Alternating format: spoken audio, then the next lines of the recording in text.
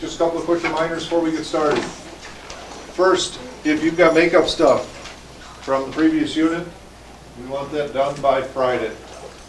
So last week's test on Wednesday, in the Resource Center, get in there, introduce yourself to Mr. Smarava, ask him for a copy of the test, get her done by Friday. Element quiz, if you're still struggling to know 40 of those 46 elements, in the Resource Center, Mr. Smarava, please and thank you, get it done. If you've taken that, if you've retaken it and aren't sure if you passed it, then you can check on Canvas.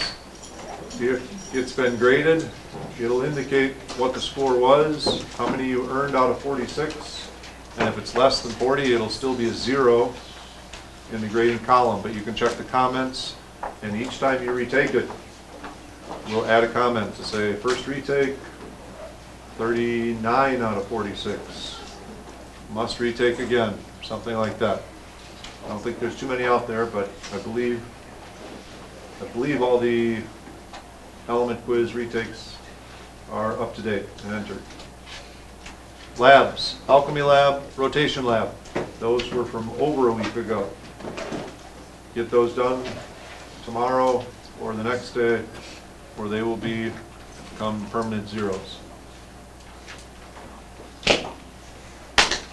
Lab notebooks, we'll be using lab notebooks soon. They've been ordered. You should have requested one if you wanted one.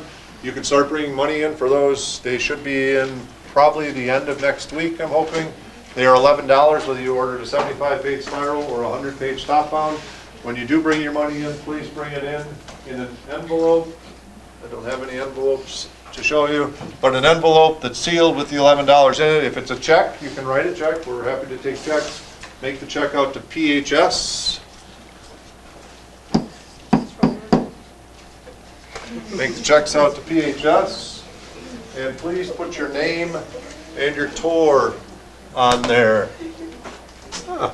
If anybody needs Cialis, here, where you go.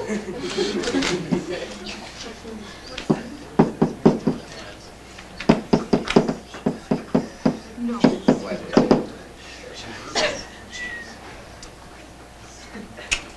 I think that's just about all I have for announcements, other than, for those of you, obviously if you're here, you're not missing lecture today. But if you do miss lecture or you misplace a worksheet, we can hook you up with that. You just do a search for Cialis and it'll take you right to it. Better yet, we go to Canvas. Canvas. When you go to your Canvas chemistry page, this should be popping up. That'll take you directly to the website where you can check your Chapter 3 schedule and see what we've done or what we didn't do. The Rutherford lab, there was a misadventure on Monday. If you weren't there Monday morning for it, well, it doesn't matter. That Rutherford lab is dead because of the scheduling snafu. So you don't have to worry about that Rutherford lab. We're not collecting it, we're not redoing it, we're not doing anything with that Rutherford lab. If you need a worksheet, you should be able to find it here. Please check here first. Atomic structure, you're getting that worksheet today. It's going to look like this guy. One thing you do need to be careful of if you download or print something off the website is the due date may not match up with the due date from the unit schedule, because this, for example, is the same worksheet that we gave last year and it still has last year's due date on it. When you get it handed from us directly, it will have the correct due date on it. But these are, most of them are on the website from last year or previous years, so don't trust the due date on the worksheet, trust the due date on the unit schedule. Oh, and one last thing. If you missed the lecture, we tape the Wednesday lectures, large group lectures, record them, upload them. So we haven't uploaded this week's yet, but tomorrow you'll see me there. From previous weeks, Mr. Neubauer, if I go back a little further, I probably, this is just a screenshot of stuff, but You can find the lectures from the large groups and watch them if you need to review or if you missed class. Okay. Then let's get busy. The lecture today is going to have a few notes, not a ton of notes. We'll get through it already comfortably with 10 or 15 minutes to spare. Bless you. When we're finished, bless you, I'll go through a couple of examples of the worksheet with you, and then you should have 5 or 10 minutes to start cranking some of that stuff out. One of your worksheets is due on Friday, the other one is due on Monday. So here we go. Atomic structure. Hopefully this may or may not be reviewed for a lot of you. If you have had a chemistry class of any level, then this will probably be some review. We discussed the different models of the atom earlier in the week. I guess it was last week. We had several models. The Greek model put forth by Democritus was essentially, if you could break it in half, it's not an atom yet. If it gets so small you can't break it in half anymore, now it's an atom. You just thought it was the smallest piece of stuff that you could get. Then Dalton came up with the theory of solid little spheres for each particular element. Each element had its own atom, but every oxygen atom was like every other oxygen atom, which were different than iron atoms, but every iron atom was like every other iron atom. Then we had the plum pudding theory by Thomson, where he discovered the electrons, and you had the electrons plopped into this ooze of positive charge so that it was overall neutrally charged. And then Rutherford discovered the nucleus, heavy, dense, very small center to the atom. That's where the positive charge was. And then finally we got to this model, which would be the Bohr model, where the nucleus is still there. It's still a neutral charge, but the mass is in the middle, and we've got electrons orbiting in specific energy levels. So that you'll recognize immediately as an atom, and in that atom we have the nucleus, and this stuff is not on your note sheet.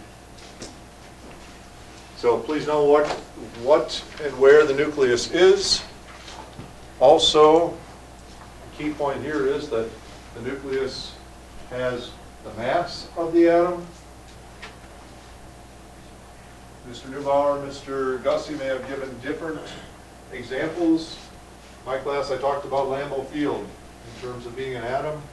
If Lambeau field was an atom,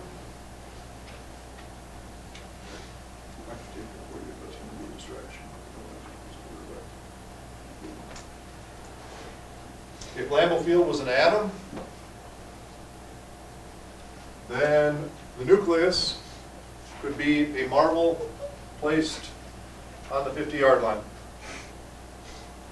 It's puny compared to the size of the atom, but most of the atom is empty space.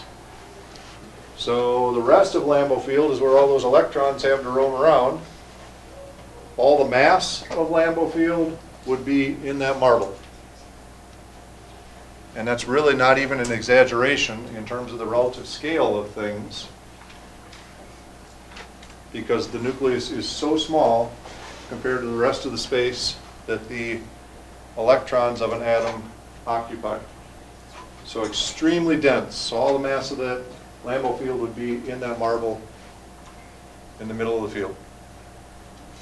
The mass number of an atom is equal to the number of protons plus the number of neutrons. Electrons have a negative charge. We abbreviate them with a small e and a little negative symbol, negative sign. Technically they do have mass, but it's so small compared to the protons and the neutrons. Back to that Lambeau field analogy, 99, probably 0.9% of the entire mass of Lambeau field would be in the marble, and then you'd have a tiny little fraction in the electrons that zip around. They have a charge equal to -1. We call it an elementary charge. It's the same size charge that the proton has, except that The electron is a negative charge, the proton is a positive charge. You get to the proton right after the neutron. The neutron in this model would be each of the little orange spheres. The neutron does have mass. It's still a pretty puny little mass, but the amount of mass is referred to as 1 atomic mass unit. 1 atomic mass unit.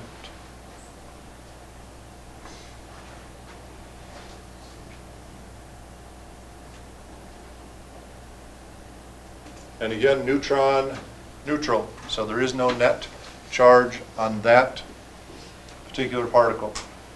And that, of course, the fact that the neutron has no charge is where the old classic joke came in, where the guy walks into a bar, orders a drink, bartender serves him. Did I say a guy walks into a bar? Not just any guy, it's a neutron. Neutron walks into a bar, orders a drink, bartender serves him. Neutron says, "Hey, buddy, how much do I owe you?" And he says, "For you, no charge." It's as good as it gets.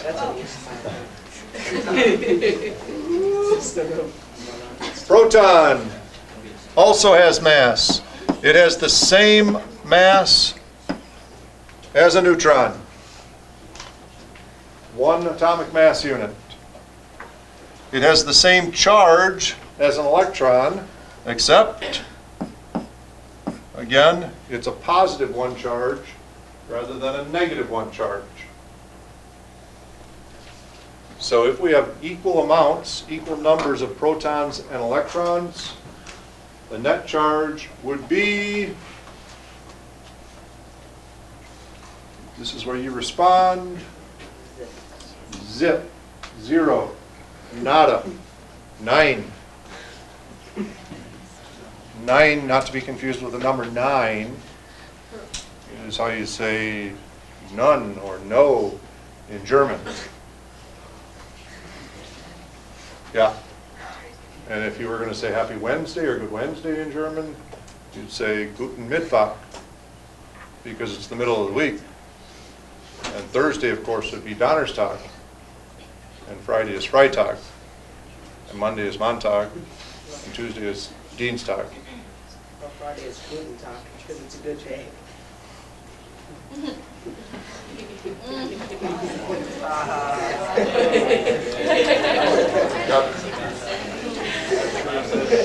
Got a better reception than my neutron joke.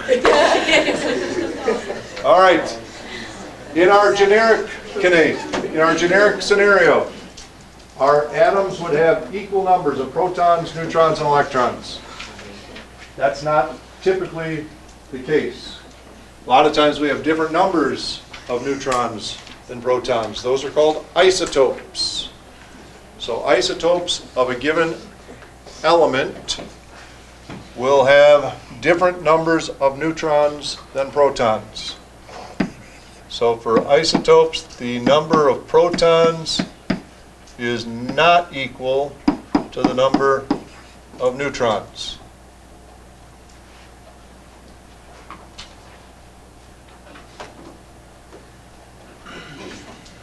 Probably should have wrote this on the previous page so you can write it somewhere else, but the identity of the element is determined by the number of protons.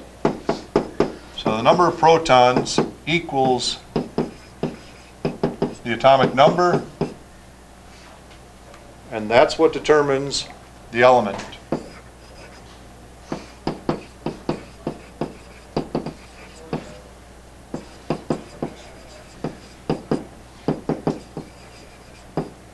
Identity. So when I say that, if you refer to your periodic table, hydrogen has a number 1 above it, helium has a number 2, lithium has a number 3, beryllium a number 4, boron a number 5, carbon a number 6, nitrogen 7, etc. That number above the element symbol is the atomic number. The atomic number is equal to the number of protons in that element's atom. So if there's one proton in the nucleus, it's going to be hydrogen, regardless of how many neutrons or protons it has. If it's got one proton, it's hydrogen. If it's got two protons, it's going to be helium, regardless of neutrons and electrons. 3 protons, it's lithium. 4 protons, it's beryllium, etc. So if it has, say, 6 protons and 8 neutrons, it's going to be carbon because it's got 6 protons, and it's going to have a mass number of 14, but it would be an isotope of carbon because the number of protons is not equal to the number of neutrons, and that's going to be on the next slide. But before we get to the next slide, let's finish with this one. If the number of electrons and the number of protons are not the same, then it becomes a charged atom, which is an ion. Charged atom are ions. So the number of protons is not equal to the number of electrons.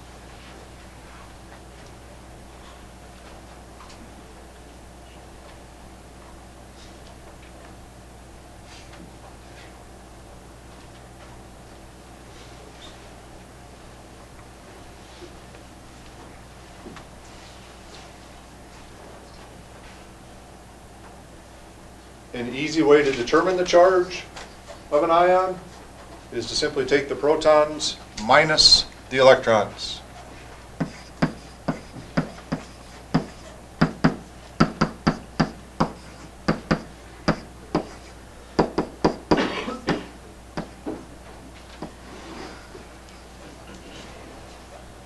So the number of protons minus the number of electrons will tell you what the charge is. If there's more electrons, it's going to be a negative number, and that's because your electrons have a negative charge.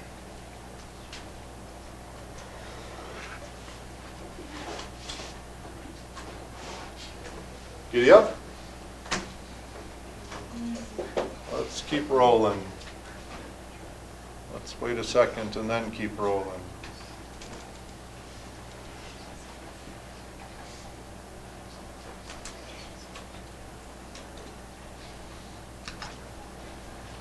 Yeah, that's an awesome slide. Three-eyed fish. It looks like it's from like neutrons. Looks like it's from what? Neutrons shell. That could very well be. You should take that up with Mr. Gussie.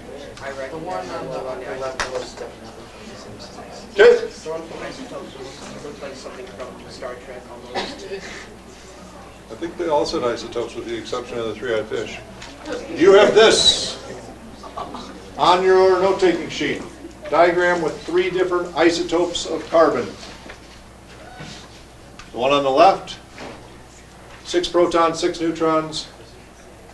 Mass number is 12, or the atomic mass is 12. For the next one, we got 6 protons and 7 neutrons, so now the weight is, or the mass of that atom is 13. I should say the mass of that isotope is 13. And the last one has 8 neutrons and 6 protons, so it's got an atomic mass of 14. The notation listed here below for each of those 3 examples tells you what the mass number of that isotope is and what the atomic number of that isotope is. So the number in the upper left-hand corner, 12, 13, and 14, is the mass number of those carbon isotopes. Because they're carbon, they're all going to have the same atomic number. Or because they all have the same atomic number, they're all the same element, in this case carbon. And then beneath there's a little data table you can complete to illustrate how many protons are in each one. They're all 6 because they're all carbon. The neutrons increase from 6 to 7 to 8. And the number of electrons are the same for each of those isotopes.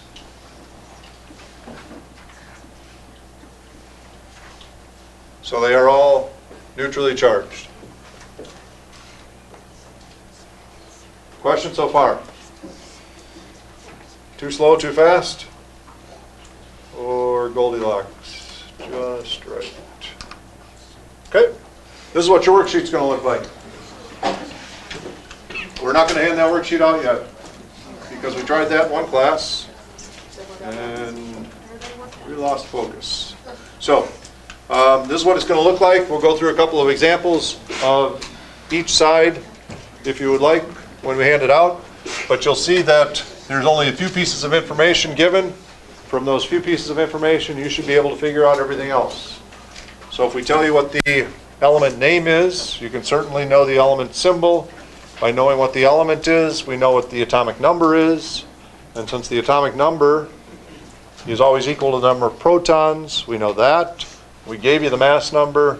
These two have to add up together to equal the mass number.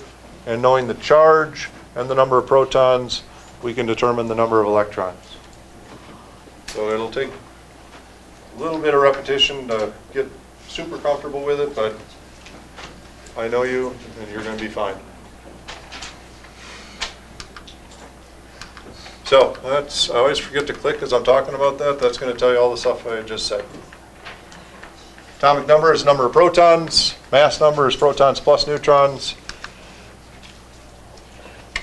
This is what the back side of the worksheet looks like. It's similar, except we're going to give you that notation that we just showed you on the previous slide with the carbon isotopes, carbon 13, carbon 14, carbon 12. That'll tell you what the mass number is. From the mass number and the symbol of the element, you can figure out what the protons and the neutrons are. We'll go through examples of that as well. But that's pretty much the same, only different as the previous slide. Finally, molar mass, and this is the end of the slideshow, these next couple of slides. We got 3 slides on molar mass. Molar mass deals with the mass of a mole. Well, you probably don't know what a mole is yet, but you do know what a dozen is, and you know what a pair is, or a few. A pair is 2 of something, a few is 3 of something, a dozen is 12 of something. A mole is 6.02 times 10 to the 23rd of something. So whether we're talking about a mole of people, or a mole of BDs, or a mole of carbon atoms, we're always talking about 6.02 times 10 to the 23rd of them. That's a huge number. Billions and billions of them. I don't expect you to even have a grasp of how big that number is. But you will be expected to know what that number is as it relates to 1 mole. And what we want to be able to determine is if we have a mole of water, in other words, 6.02 times 10 to the 23rd particles of water, how much mass will it have? And that would be the molar mass. The amount of mass in 1 mole of a substance. So, let's start with fruit. I would encourage you to flip your page over.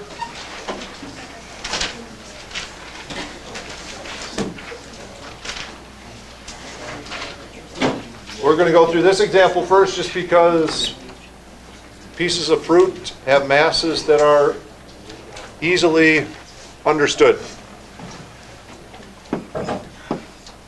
So pear has the symbol PE in this example. Our banana is BA. Our blueberries, BL. Orange, O. Strawberry, S. Grapes, GR. Pineapple, PI. And watermelon. The formula, the fruit formula, tells you how many of each particular fruit are in this cluster. It'd be like a molecule of a compound, but it's a cluster of fruit. So this tells you that there's a bunch of grapes, or a bunch of grapes. There is no subscript, so that means that there's 1 unit of grapes. There are 3 pineapples clustered with this 1 bunch of grapes. How much mass would this cluster of fruit have?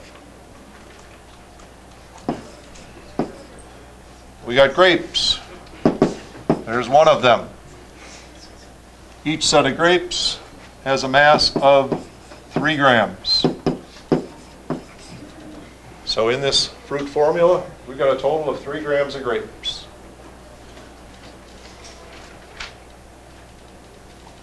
Pineapples. There's 3 of them. Each pineapple has a mass of 8 grams. So from the pineapple, we've got 24 grams. And the total mass of this fruit formula is just the mass of the grapes plus the mass of the pineapple, or 27 grams.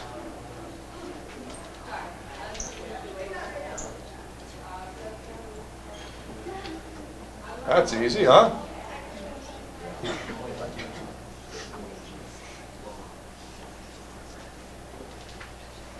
Any questions on what I did there?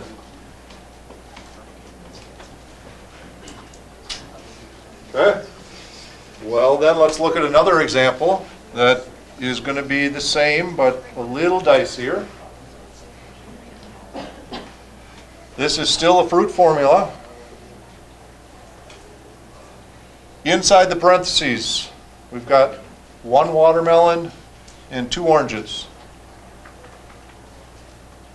Outside the parentheses, we have another 3 as a subscript. And that tells us that there's 3 times everything inside of here.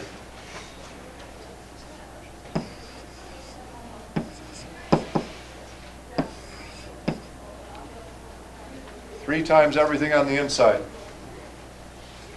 Which means, in reality, we don't have 1 watermelon. How many watermelons do we have? 3. We got 3.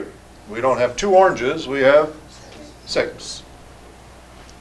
So, for our watermelon, we've got 3 times 1. For our oranges, we've got 3 times 2. Outside of the parentheses, that 3 doesn't apply.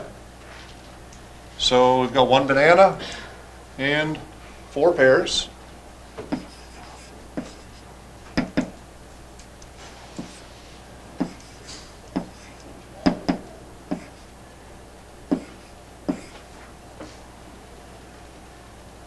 So now we know how many of each piece of fruit we have. We want to multiply it by the mass of each piece to find out how much mass of each type of fruit we have. So for our watermelons, there's 3 of them at 10 grams each. Our oranges, we have 6 of them at 5 grams a pop. Bananas, there's 1 of them at 4 grams. And finally, pears, 4 of them at 6 grams. 30 grams plus 30 grams plus 4 grams plus 24 grams.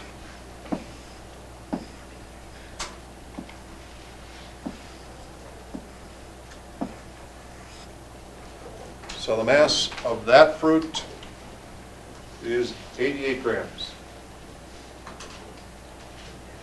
Still pretty easy, yeah? All right, let's take that same concept and apply it to actual chemical formulas. So what we want to know is if we have 6.02 times 10 to the 23rd particles of water, how much mass is that sample of water going to have? Hydrogens, 2 of them. Oxygens, 1 of them. Now instead of multiplying it by the mass of a piece of fruit, we want to know how much mass hydrogen has. We can use the periodic table for that. When you go to your periodic table, the atomic number at the top tells you how many protons there are, but those neutrons have mass as well. So it's the number below the element symbol that we're going to use. That's the atomic mass. More specifically, it's the average atomic mass of all the isotopes that are naturally occurring, which probably doesn't mean a whole lot to you yet. Hopefully it'll have a little more meaning once we do our little M&M isotope lab tomorrow. But if you look at carbon, for example, carbon has the atomic number of 6, which means there's 6 protons. It's got an average atomic mass of a little over 12, about 12.07 something. If every carbon atom had 6 protons and 6 neutrons, the atomic mass would be 12. The average atomic mass would be 12 because everyone would be identical. But there's carbon 13 and carbon 14 out there. They're not as abundant as carbon 12 is, which is why the average is very close to 12 rather than being closer to 13 or 14. But this is the number we're going to use for our atomic mass. So for hydrogen, we're going to multiply 2 times the average atomic mass, which we'll just use whole numbers for right now, but for hydrogen it's 1.00794, so it's like 1.01, which is pretty darn close to 1. So we're just going to call it 1.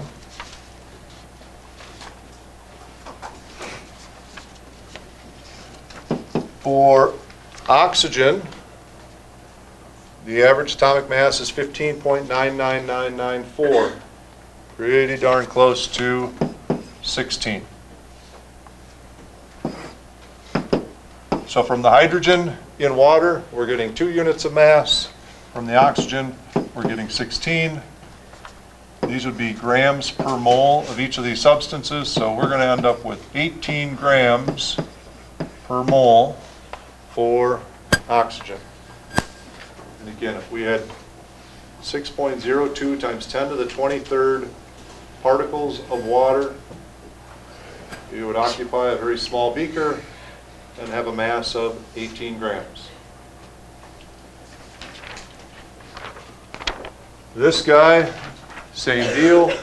That's like our watermelon, orange, banana, pear combination. So we're going to use the same approach to figure out how many of each type of atom are in here. We have nitrogen, we have hydrogen, we have phosphorus, and we have oxygen.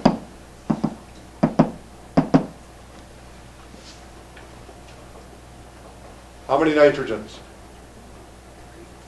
3, good. So 3 times 1 is 3. There's 4 hydrogens for every nitrogen, but there's 3 of that entire cluster. So there's going to be 12 hydrogens, 1 phosphorus, 4 oxygens. Multiply those by the atomic mass of each one. Nitrogen is 14 grams for every mole of nitrogen. Hydrogen, as we just saw, was 1. Phosphorus is very close to 31, so we'll just call it 31. And oxygen, 16. So from this compound, in a mole of it, we're going to get 42 grams from the nitrogen, 12 grams from the hydrogen, 31 grams from the phosphorus, and 64 grams from the oxygen. A little pluggage and chuggage gets you 149 grams per mole of our compound.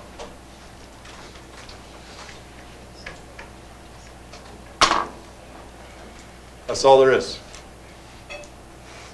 Except the homework.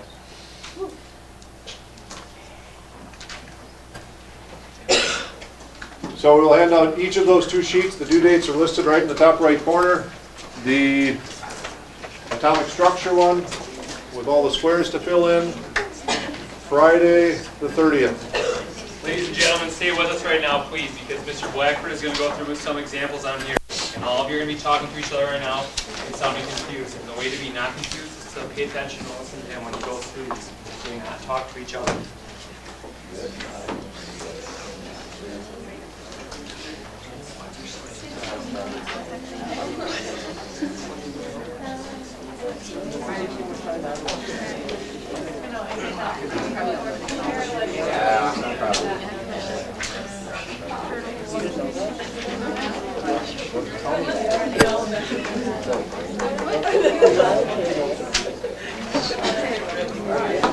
The one that you just got is due on Friday. This one that you're getting right now on Molar Mass is due on Monday.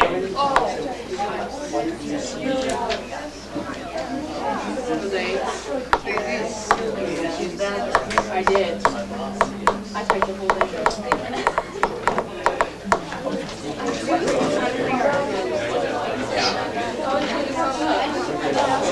What's up, Jeff? Because you're renting.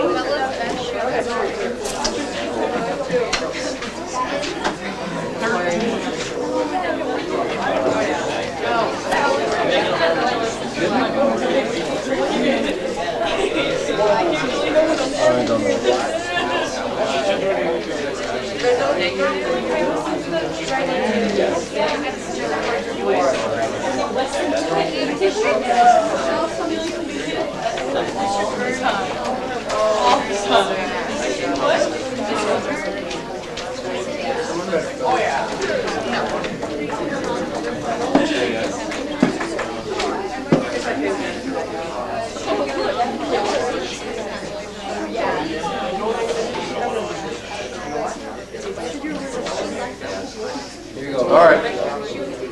If you could come back to me, please. We'll have a little look-see at the first of your 2 worksheets, the atomic structure. We'll go through a couple of these, one from the other side, and then I can be done, and you'll have still 10 minutes to knock out the rest of them. The first 2 are done for you, so you can always refer back to those. Just quick reminder, the atomic number equals the number of protons. The mass number is protons plus neutrons.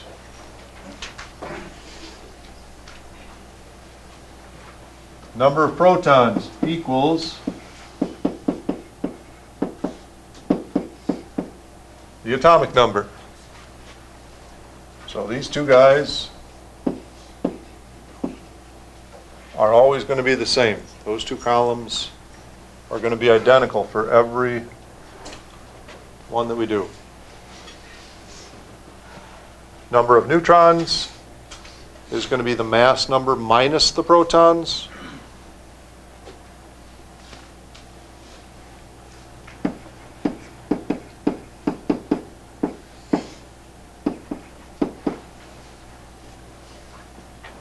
And the charge is going to be equal to the protons minus the electrons.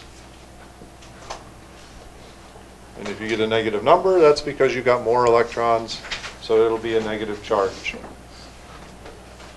So for number 3, we're given 3 pieces of information. We got 26 for the atomic number, 56 for the mass number, 23 for the number of electrons.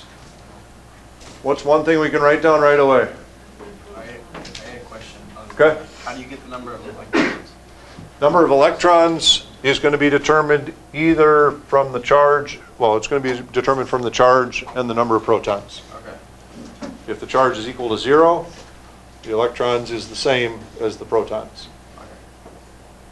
If we have a positive charge, that means we're short a few negative charges, so it'll be a little bit less than the number of protons. Okay. Oh, we'll see that right here. All right, so we got the atomic number. We can refer immediately to the periodic table, look for number 26, There he is. There he is. Fe, iron.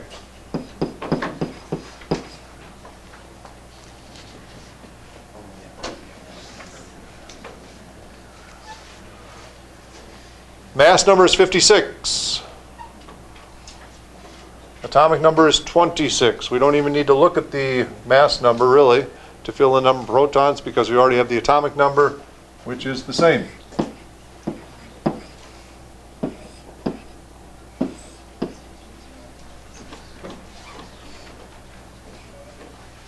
Now, all of the mass of the atom is in the nucleus, which is protons and neutrons.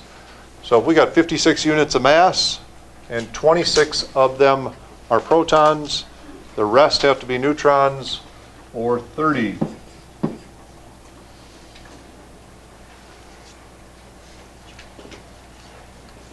And then finally the charge. Well, we've got 26 positive charges. We've got 23 negative charges. So we're going to have more positive than negative. 26 minus 23 is 3. So we're going to have 3 positive charges, or a plus 3 as our net charge. These suckers practically do themselves, huh?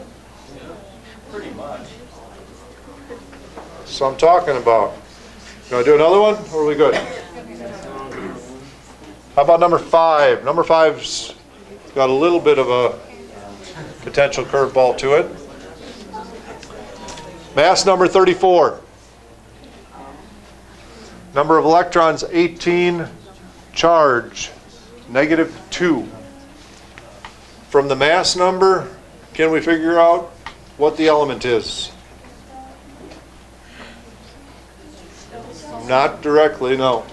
We got to do a little more figuring first. We do know the charge and the number of electrons. So if protons minus electrons equals -2, that means we got 2 more electrons than we do protons. So we have to have 16 protons. Did I lose you on that one? Yeah.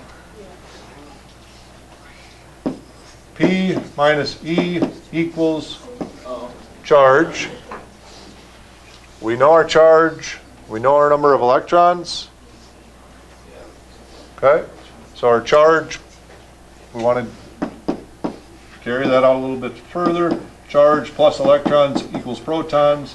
So we have -2 plus 18 equals 16.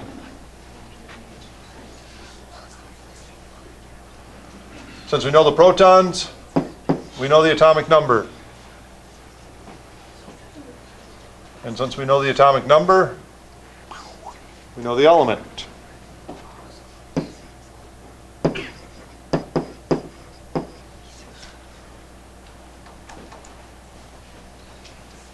And then finally, we got 1 square left. 16 plus something has to equal 34. That's going to be 18.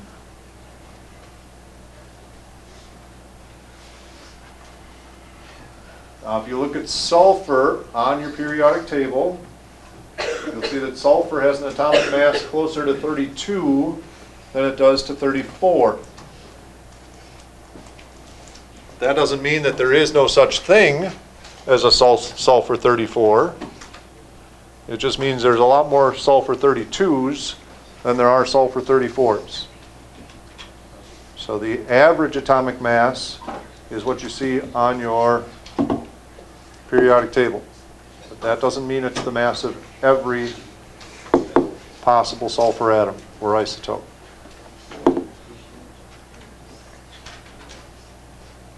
Should we do one from the flip side?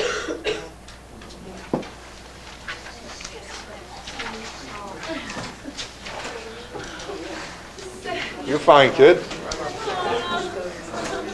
It's fine. It's fine.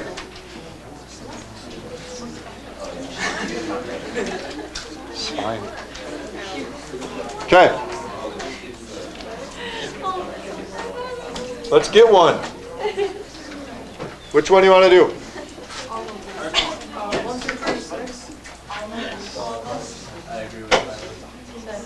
Okay, good. Let's do 33.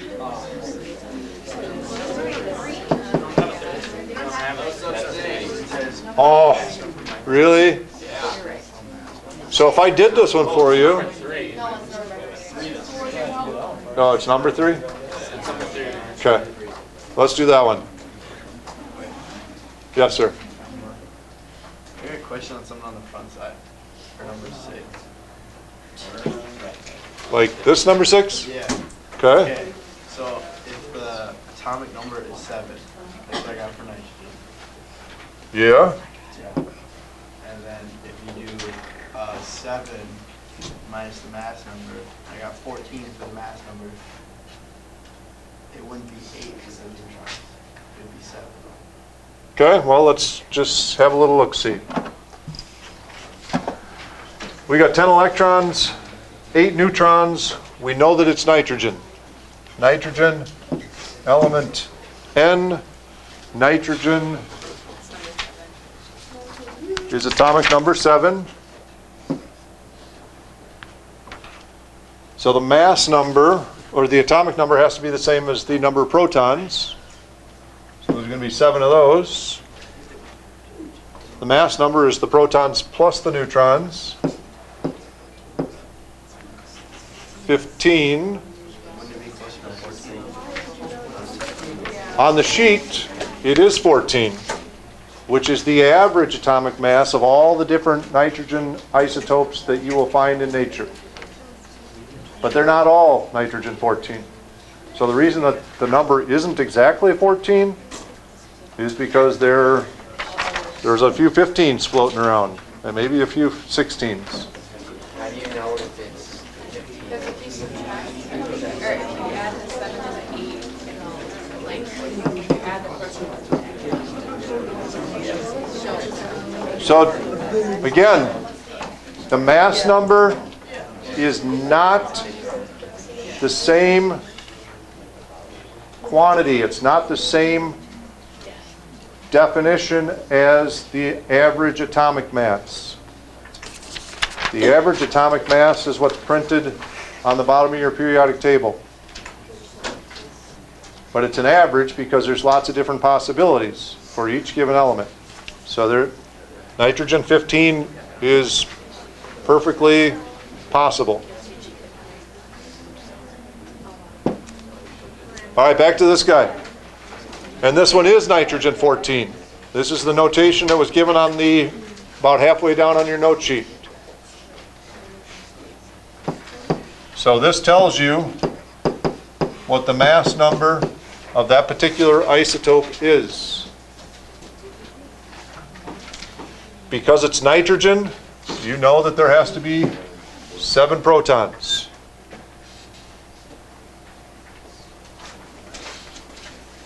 Because it's nitrogen 14, 7 protons plus the number of neutrons has to equal 14. So 7 plus 7 equals 14.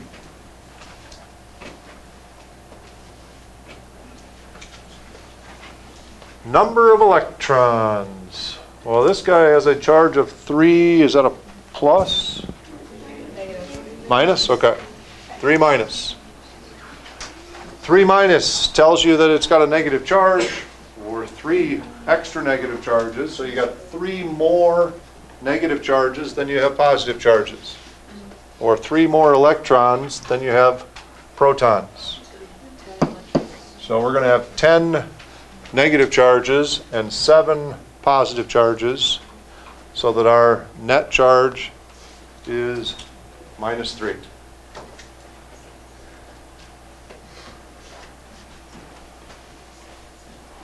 And then finally, Mr. Neubauer, do I give him an either or on this, or?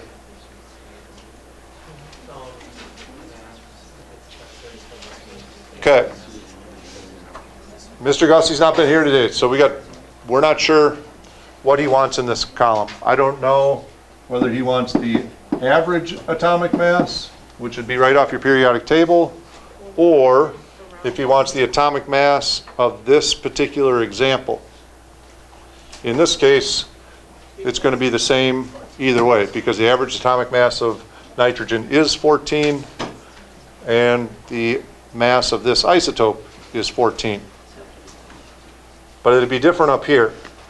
So is it 14 or 14? For this one, it doesn't matter. For this one, hydrogen 2. Hydrogen, because it's hydrogen, is going to have 1 proton. That's because its atomic number is 1. It has a mass of 2, which would be 1 plus 1. So 1 plus 1 has to equal the mass number of that isotope. If we take the mass of the hydrogen here, it's 2. If we take the average atomic mass of hydrogen, it's like 1.01 or 1. So if I had Mr. Gussie sitting right there, I'd say, which would you like us to have? And he would tell us, and he's not sitting right here, so I can't do that, and I can't do that for you. So I would just ask him about that tomorrow in Mr. Gussie or Mr. Neubauer and I think that it should be the mass of the given isotope.